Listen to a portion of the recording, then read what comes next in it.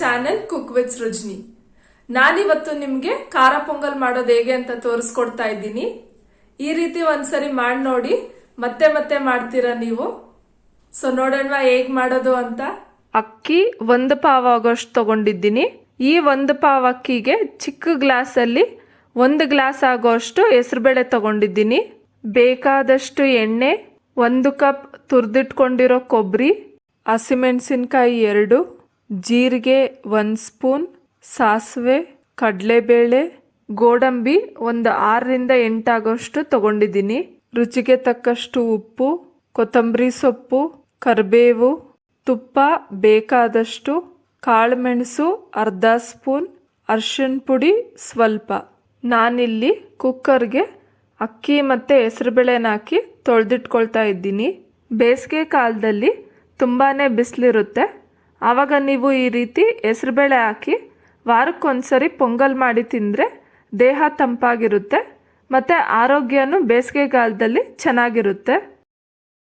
ಇದಕ್ಕೆ 3.5 ಗ್ಲಾಸ್ ಆಗೋಷ್ಟು ನೀರು ಹಾಕಿ ನೆನೆಯೋದಕ್ಕೆ ಬಿಡಬೇಕು. ಒಂದು ವೇಳೆ ಹಳೆ ಅಕ್ಕಿ ಆಗಿದ್ದರೆ ಇನ್ನೂ 1 ಗ್ಲಾಸ್ ನೀರು ಎಕ್ಸ್ಟ್ರಾ ಹಾಕ್ಕೊಳ್ಳಿ. ಪೊಂಗಲ್ಗೆ ಕಾಂಬಿನೇಷನ್ ಚಟ್ನಿ ಮಾಡ್ಕೊಬೋದು. ಮತ್ತು ಕೆಲವರು ಮೊಸರು ಬಜ್ಜಿನೂ ಇಷ್ಟಪಡ್ತಾರೆ. ಸೊ ನಿಮಗೆ ಯಾವ್ದು ಇಷ್ಟನೋ ಅದನ್ನು ಮಾಡ್ಕೊಳ್ಬೋದು. ಅದು ನೆನೆಯೋಷ್ಟರಲ್ಲಿ ಕಾಳುಮೆಣಸು ಮತ್ತು ಜೀರಿಗೆನ ಕುಟ್ಟಿ ಪೌಡ್ರ್ ಮಾಡ್ಕೊಳ್ಳೋಣ. ಕಾಳುಮೆಣಸು ಹಾಗೆ ಹಾಕ್ಕೊಬೋದು, ಆದರೆ ಬಾಯಿಗೆ ಸಿಗ್ತಾ ಇದ್ದರೆ ಚೆನ್ನಾಗಿರಲ್ಲ. ಅದಕ್ಕೆ ಪೌಡ್ರ್ ಮಾಡಿ ಹಾಕ್ಕೊಂಡ್ರೆ ಅನ್ನದ ಜೊತೆ ಮಿಕ್ಸ್ ಆಗಿ ತಿನ್ನೋದಕ್ಕೆ ಚೆನ್ನಾಗಿರುತ್ತೆ. ಕುಟ್ಟಿರೋ ಪೌಡ್ರನ್ನ ಅಕ್ಕಿಗೆ ಹಾಕಿ ರುಚಿಗೆ ತಕ್ಕಷ್ಟು ಉಪ್ಪು, ಅರಿಶಿನ ಪುಡಿ ಮತ್ತು ತುಪ್ಪನೂ ಸಹ ಹಾಕ್ಕೊಂಡು ಕುಕ್ಕರ್ ಲಿಡ್ ಕ್ಲೋಸ್ ಮಾಡಿ. ಇದು ಎಲ್ಲರೂ ಇಷ್ಟಪಡೋ ಅಂಥ ರೆಸಿಪಿ. ಮತ್ತು ಸಾಮಾನ್ಯವಾಗಿ ಮದುವೆ ಮನೆಯಲ್ಲಿ ಟಿಫನ್ಗೆ ಪೊಂಗಲ್ ಇದ್ದೇ ಇರುತ್ತೆ. ಸ್ಟವ್ ಹಚ್ಚಿ ಕುಕ್ಕರ್ ಇಟ್ಟು ಹೈ ಫ್ಲೇಮ್ನಲ್ಲಿಟ್ಕೊಂಡು 2 ವಿಸಿಲ್ ಕೂಗಿಸ್ಕೊಳ್ಳೋಣ. ತುಪ್ಪನ ನೀವು ಬೇಕಿದ್ದರೆ ಇನ್ನೂ ಸ್ವಲ್ಪ ಹಾಕ್ಕೊಬೋದು. 2 ವಿಸಿಲ್ ಕೂಗಿಸ್ಮೇಲೆ ಸ್ಟವ್ ಆಫ್ ಮಾಡ್ಕೊಳ್ಳಿ. ಪ್ರೆಷರ್ ಎಲ್ಲ ಹೋದ್ಮೇಲೆ ಲಿಡ್ ಓಪನ್ ಮಾಡಿ. ಪೊಂಗಲ್ ಸ್ವಲ್ಪ ಗಟ್ಟಿನೇ ಇದೆ, ಅದಕ್ಕೆ ನಾನು 1.5 ಗ್ಲಾಸ್ ಆಗೋಷ್ಟು ಬಿಸಿನೀರನ್ನು ಕಾಯಿಸಿ ಹಾಕ್ಕೊಳ್ತಾ ಇದ್ದೀನಿ. ಯಾಕಂದರೆ ಪೊಂಗಲ್ ಮೆತ್ತಗಿದ್ರೇ ಚೆನ್ನಾಗಿರೋದು. ಪೊಂಗಲ್ನ ಯಾವಾಗಲೂ ತಣ್ಣಗಾದ್ಮೇಲೆ ತಿನ್ನೋದಕ್ಕಿಂತ ಬಿಸಿ ಇರುವಾಗಲೇ ತಿಂದ್ರೇ ತುಂಬ ಟೇಸ್ಟಿಯಾಗಿರುತ್ತೆ. ನೀರು ಹಾಕ್ಕೊಂಡಾದ್ಮೇಲೆ ಮಿಕ್ಸ್ ಮಾಡಿ ಮೀಡಿಯಮ್ ಫ್ಲೇಮ್ನಲ್ಲಿಟ್ಟು ಒಂದು ಸ್ವಲ್ಪ ಬಿಸಿ ಮಾಡಿಕೊಂಡು ಪಕ್ಕಕ್ಕಿಟ್ಟು ಅದೇ ಸ್ಟವ್ ಮೇಲೆ ಚಿಕ್ಕ ಪ್ಯಾನ್ ಇಟ್ಕೊಳ್ಳಿ. 4 ಸ್ಪೂನ್ ಆಗೋಷ್ಟು ಎಣ್ಣೆ ಮತ್ತು 2 ಸ್ಪೂನ್ ಆಗೋಷ್ಟು ತುಪ್ಪ ಹಾಕ್ಕೊಳ್ಳಿ.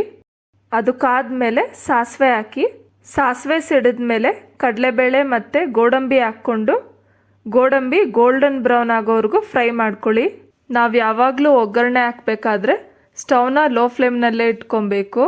ಗೋಡಂಬಿ ಗೋಲ್ಡನ್ ಬ್ರೌನ್ ಆದಮೇಲೆ ಕಟ್ ಮಾಡಿಟ್ಕೊಂಡಿರೋ ಹಸಿಮೆಣಸಿನ್ಕಾಯಿ ಮತ್ತು ಕರಿಬೇವು ಹಾಕಿ ಒಂದು ಸ್ವಲ್ಪ ಹೊತ್ತು ಕೈ ಆಡಿಸಿ ಸ್ಟವ್ ಆಫ್ ಮಾಡ್ಕೊಳ್ಳಿ. ಈಗ ಪೊಂಗಲ್ಗೆ ತುರಿದಿಟ್ಕೊಂಡಿರೋ ಕೊಬ್ಬರಿ ಮತ್ತು ಕೊತ್ತಂಬರಿ ಸೊಪ್ಪು ಹಾಕಿ ಮಿಕ್ಸ್ ಮಾಡಿಕೊಂಡು, ಪೊಂಗಲ್ಲು ತೀರಾ ಮೆತ್ತಗೆನೂ ಇರಬಾರ್ದು ಅಥವಾ ತೀರಾ ಗಟ್ಟಿಯಾಗೂ ಇರಬಾರ್ದು, ಒಂದು ಸ್ವಲ್ಪ ಮೀಡಿಯಮ್ ಆಗಿ ಈ ಕನ್ಸಿಸ್ಟೆನ್ಸಿನಲ್ಲಿ ಇರಲಿ. ಒಗ್ಗರಣೆ ಹಾಕ್ಕೊಳ್ಳೋಣ. ಯಾಕಂದರೆ ಪೊಂಗಲ್ಲು ಬಿಸಿ ಇರುವಾಗ ನೀರಿರುತ್ತೆ ಮತ್ತು ಹೆಸರುಬೇಳೆ ಹಾಕಿರೋದ್ರಿಂದ ಆರಿದ್ಮೇಲೆ ಗಟ್ಟಿಯಾಗಿಬಿಡುತ್ತೆ. ಅದಕ್ಕೆ ನೀವು ನೋಡಿಕೊಂಡು ಬಿಸಿನೀರು ಕಾಯಿಸಿಟ್ಕೊಂಡಿದ್ದು ಮಿಕ್ಸ್ ಮಾಡ್ಕೊಬೋದು. ಬಿಸಿ ಬಿಸಿಯಾದ ರುಚಿಕರವಾದ ಪೊಂಗಲ್ ರೆಡಿಯಾಗಿದೆ. ಮಿಕ್ಸಿ ಜಾರ್ಗೆ ಕಟ್ ಮಾಡಿಟ್ಕೊಂಡಿರೋ ಕೊಬ್ಬರಿ 1 ಕಪ್ ಹಾಕಿ ಅದ್ರ ಜೊತೆ ಹಸಿಮೆಣಸಿನ್ಕಾಯಿ 2, ಕಡಲೆಪಪ್ಪು ಚಿಕ್ಕ ಕಪ್ಪಲ್ಲಿ 1 ಕಪ್ ಆಗೋಷ್ಟು ಹಾಕ್ಕೊಳ್ತಾ ಇದ್ದೀನಿ. ಆಮೇಲೆ ಬೆಳ್ಳುಳ್ಳಿ 5 ಎಸಳು, ಹುಣಸೆಹಣ್ಣು ಸ್ವಲ್ಪ ಮತ್ತು ರುಚಿಗೆ ತಕ್ಕಷ್ಟು ಉಪ್ಪು ಎಲ್ಲ ಒಟ್ಟಿಗೆ ಹಾಕಿ ಸ್ವಲ್ಪನೇ ನೀರು ಹಾಕ್ಕೊಂಡು ರುಬ್ಕೊಬೇಕು. ಚಟ್ನಿ ರೆಡಿಯಾಗಿದೆ. ಪೊಂಗಲ್ ಜೊತೆಗೆ ಚಟ್ನಿ ಸರ್ವ್ ಮಾಡ್ಕೊಂಡು ತಿಂತಾ ಇದ್ರೆ ಅದ್ರ ಕಾಂಬಿನೇಷನ್ ಸೂಪರ್ ಆಗಿರುತ್ತೆ. ನೀವು ಒಂದ್ಸಲ ಟ್ರೈ ಮಾಡಿ ನೋಡಿ, ನಿಮಗೆ ಗೊತ್ತಾಗುತ್ತೆ ಎಷ್ಟು ಟೇಸ್ಟಿಯಾಗಿದೆ ಅಂತ ಅಂದ್ಬಿಟ್ಟು. ಸೊ ನೋಡಿದ್ರಲ್ಲ ಫ್ರೆಂಡ್ಸ್, ಖಾರ ಪೊಂಗಲ್ ಮಾಡೋದು ಹೇಗೆ ಅಂತ ಅಂದ್ಬಿಟ್ಟು. ನೀವು ಒಂದ್ಸಲ ಟ್ರೈ ಮಾಡಿ ನೋಡಿ, ಹೇಗ್ ಬಂತು ಅಂತ ಕಮೆಂಟ್ ಸೆಕ್ಷನ್ ಅಲ್ಲಿ ಶೇರ್ ಮಾಡಿ. ಮತ್ತೆ ಈ ವಿಡಿಯೋ ನಿಮ್ಗೆ ಇಷ್ಟ ಆದ್ರೆ ಲೈಕ್ ಮಾಡಿ, ಶೇರ್ ಮಾಡಿ. ಪ್ಲೀಸ್ ನನ್ನ ಚಾನೆಲ್ಗೆ ಸಬ್ಸ್ಕ್ರೈಬ್ ಮಾಡಿ. ಮತ್ತೆ ನಾನು ಇನ್ನೊಂದು ರೆಸಿಪಿ ಜೊತೆ ನಿಮ್ಮ ಮುಂದೆ ಸಿಗ್ತೀನಿ. ಅಂಟಿಲ್ ದೆನ್ ಬಾಯ್.